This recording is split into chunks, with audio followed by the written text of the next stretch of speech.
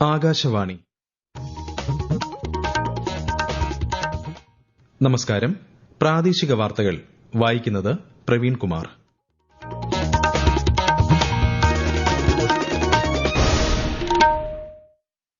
പ്രധാന വാർത്തകൾ. പ്രധാനമന്ത്രി നരേന്ദ്രമോദി ഇന്ന് കേരളത്തിൽ 10,800 കോടി രൂപയുടെ വികസന പദ്ധതികൾ രാഷ്ട്രത്തിന് സമർപ്പിക്കും. പ്രധാനമന്ത്രിയുടെ സന്ദർശനവുമായി ബന്ധപ്പെട്ട് കൊച്ചി നഗരത്തിൽ സുരക്ഷ ശക്തം. വൈകിട്ട് 4 വരെ ഗതാഗത നിയന്ത്രണം.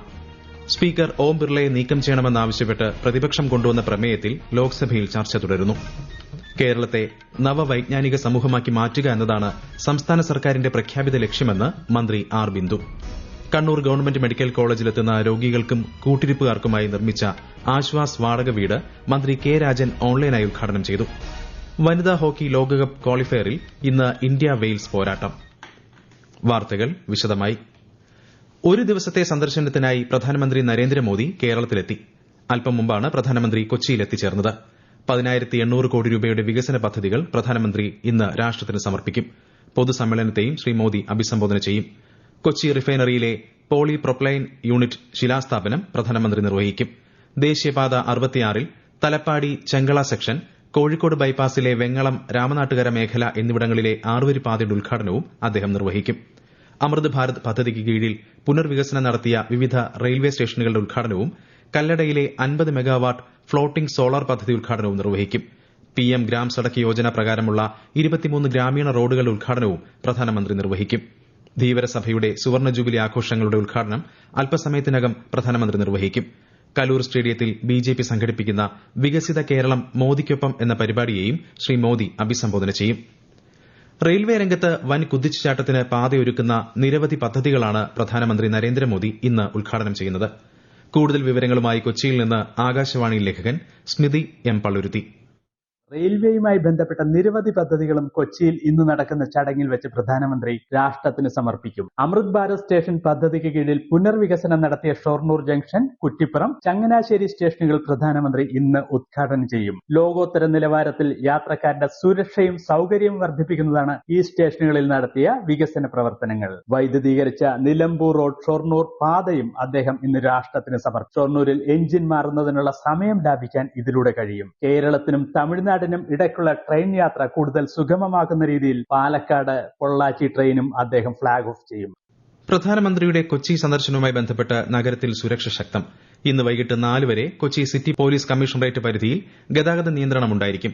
Naval base, Thevara, MG road, Atlantis, Ravipuram, Pallimukku, Jose junction, BTH road, Park Avenue road, Shanmugham road, Marine Drive, ഹൈക്കോടതി ജംഗ്ഷൻ, ബാനർജി റോഡ്, കച്ചേരിപ്പടി, കലൂർ, പാലാരിവട്ടം ഭാഗങ്ങളിലും NH 66 ചേരനെല്ലൂർ മുതൽ വൈറ്റില വരെയും NH 544-ൽ കളമശ്ശേരി മുട്ടം മുതൽ ഇടപ്പള്ളി വരെയും ഗതാഗത നിയന്ത്രണവും ഡ്രോൺ നിയന്ത്രണവും ഉണ്ടായിരിക്കുമെന്ന് കൊച്ചി സിറ്റി പോലീസ് കമ്മീഷണർ അറിയിച്ചു.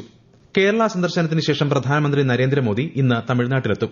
തിരുച്ചിറപ്പള്ളിയിൽ 5,650 കോടിയോളം രൂപയുടെ വികസന പദ്ധതികൾക്ക് തുടക്കം കുറിക്കും. പെട്രോളിയം, പ്രകൃതിവാതകം, അടിസ്ഥാന സൌകര്യങ്ങൾ, ഗ്രാമങ്ങളെ ബന്ധിപ്പിക്കൽ, ഹൈവേ വികസനം തുടങ്ങിയവ പദ്ധതികളിൽ ഉൾപ്പെടുന്നു. 2 അമൃത് ഭാരത് എക്സ്പ്രസ്, 2 എക്സ്പ്രസ് ട്രെയിനുകൾ, 1 പാസഞ്ചർ ട്രെയിൻ എന്നിവ പ്രധാനമന്ത്രി ഫ്ളാഗ് ഓഫ് ചെയ്യും. Nagercoil Charlapalli Amrit Bharat express, Podanur Dhanbad Amrit Bharat express, Rameswaram Mangaluru express, Tirunelveli Mangaluru express, Mayiladuthurai Thiruvarur Karaikudi passenger train എന്നിവയാണ് പ്രധാനമന്ത്രി ഫ്ളാഗ് ഓഫ് ചെയ്യുന്നത്. സ്പീക്കർ ഓം ബിർളയെ നീക്കം ചെയ്യണമെന്നാവശ്യപ്പെട്ട് പ്രതിപക്ഷം കൊണ്ടുവന്ന പ്രമേയത്തിൽ ലോക്സഭയിൽ ചർച്ച തുടരുന്നു. ഇന്നലെ കോൺഗ്രസ് MP മുഹമ്മദ് ജാവേദാണ് പ്രമേയം അവതരിപ്പിച്ചത്. അതേസമയം വിവിധ വിഷയങ്ങളിലെ പ്രതിപക്ഷ ബഹളത്തെ തുടർന്ന് സഭാ നടപടികൾ ഇന്നും തടസ്സപ്പെട്ടു. 12 മണിവരെ നിർത്തിവച്ച ലോക്സഭയിൽ നടപടികൾ പുനരാരംഭിച്ചു. രാജ്യസഭയിലും നടപടികൾ പുരോഗമിക്കുന്നു. കേരളത്തെ നവവൈജ്ഞാനിക സമൂഹമാക്കി മാറ്റുക എന്നതാണ് സംസ്ഥാന സർക്കാരിന്റെ പ്രഖ്യാപിത ലക്ഷ്യമെന്ന് മന്ത്രി ആർ ബിന്ദു. ഇതിന്റെ ഭാഗമായി ഉന്നത വിദ്യാഭ്യാസ വകുപ്പിന്റെ നേതൃത്വത്തിൽ നിരവധി പ്രവർത്തനങ്ങൾ നടപ്പിലാക്കി വരുന്നതായി മന്ത്രി പറഞ്ഞു. ഇരിഞ്ഞാലക്കുടയിൽ മാധവ നോളജ് സെന്റർ ഇൻ മാത്തമാറ്റിക്സിന്റെ ഉദ്ഘാടനം നിർവഹിക്കുകയായിരുന്നു മന്ത്രി. കണ്ണൂർ ഗവൺമെന്റ് മെഡിക്കൽ കോളേജിലെത്തുന്ന രോഗികൾക്കും കൂട്ടിരിപ്പുകാർക്കുമായി നിർമ്മിച്ച ആശ്വാസ് വാടക വീട് മന്ത്രി കെ രാജൻ ഓൺലൈനായി ഉദ്ഘാടനം ചെയ്തു. രോഗികൾക്കും അവരുടെ കൂട്ടിരിപ്പുകാർക്കും മിതമായ വാടക നിരക്കിൽ താമസ സൌകര്യം ലഭ്യമാക്കുന്നതിനായി ആരംഭിക്കുന്നതാണ് ആശ്വാസ് വാടക വീട്. കണ്ണൂർ മെഡിക്കൽ കോളേജിന്റെ ഉടമസ്ഥതയിലുള്ള 50 സെന്റ് സ്ഥലത്താണ് കെട്ടിടം നിർമ്മിച്ചത്. ഈ വാർത്തകൾ ആകാശവാണിയിൽ നിന്ന്.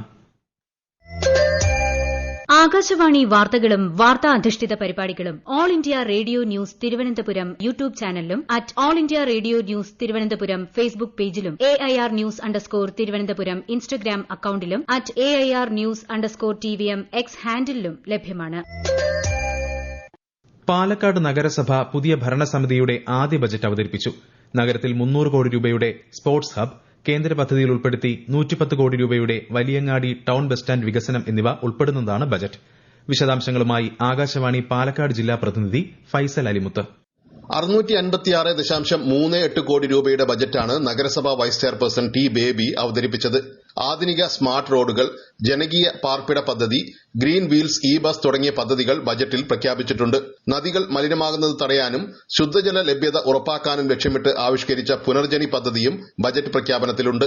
നഗരത്തിലെ ട്രാഫിക് നിയന്ത്രിക്കാൻ ഇടറോഡുകൾ നവീകരിക്കുന്നതിന് ബജറ്റിൽ 6 കോടി രൂപ നീക്കിവച്ചിട്ടുണ്ട്. പാലക്കാടിന്റെ സംഗീത പാരമ്പര്യത്തിന് യുനെസ്കോ അംഗീകാരം നേടിയെടുക്കുക എന്ന ലക്ഷ്യത്തിനായി 10 ലക്ഷം രൂപയും വകയിരുത്തിയിട്ടുണ്ട്.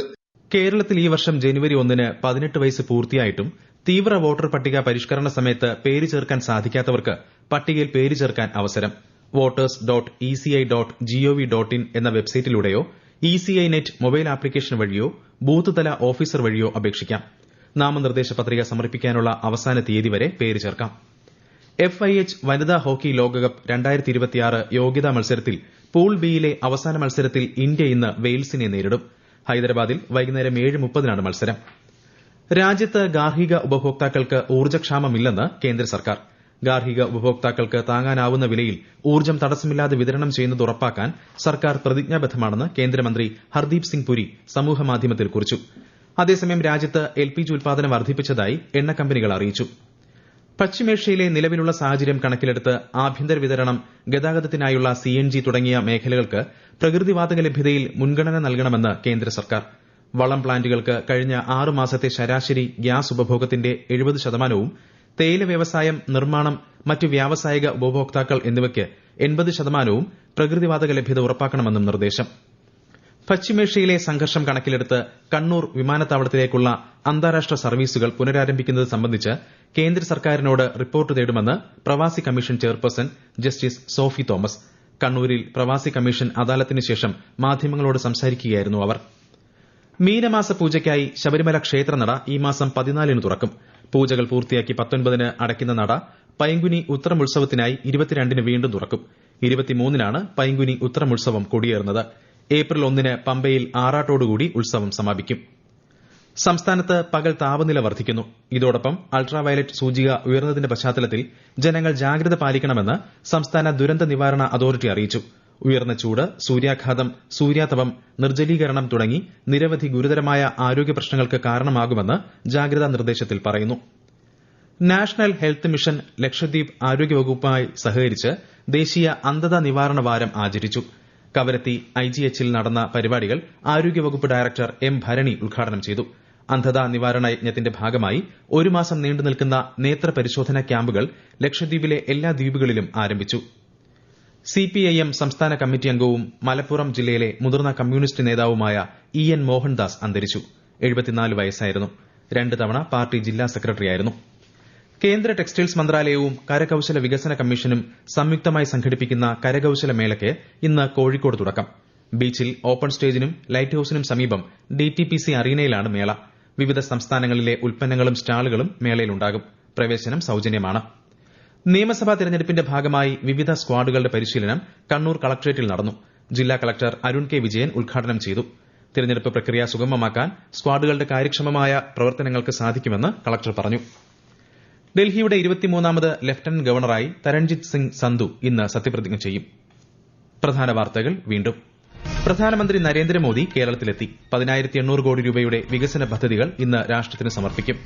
പ്രധാനമന്ത്രിയുടെ സന്ദർശനവുമായി ബന്ധപ്പെട്ട് കൊച്ചി നഗരത്തിൽ സുരക്ഷ ശക്തം. വൈകിട്ട് 4 വരെ ഗതാഗത നിയന്ത്രണം. സ്പീക്കർ ഓം ബിർളയെ നീക്കം ചെയ്യണമെന്നാവശ്യപ്പെട്ട് പ്രതിപക്ഷം കൊണ്ടുവന്ന പ്രമേയത്തിൽ ലോക്സഭയിൽ ചർച്ച തുടരുന്നു. കേരളത്തെ നവവൈജ്ഞാനിക സമൂഹമാക്കി മാറ്റുക എന്നതാണ് സംസ്ഥാന സർക്കാരിന്റെ പ്രഖ്യാപിത ലക്ഷ്യമെന്ന് മന്ത്രി R Bindu. Kannur government medical കോളേജിലെത്തുന്ന രോഗികൾക്കും കൂട്ടിരിപ്പുകാർക്കുമായി നിർമ്മിച്ച ആശ്വാസ് വാടക വീട് മന്ത്രി കെ രാജൻ ഓൺലൈനായി ഉദ്ഘാടനം ചെയ്തു. വനിതാ ഹോക്കി ലോകകപ്പ് ക്വാളിഫയറിൽ ഇന്ന് ഇന്ത്യ വെയിൽസ് പോരാട്ടം. പ്രാദേശിക വാർത്തകൾ കഴിഞ്ഞു. അടുത്ത വാർത്താ പ്രക്ഷേപണം 12:50-ന്.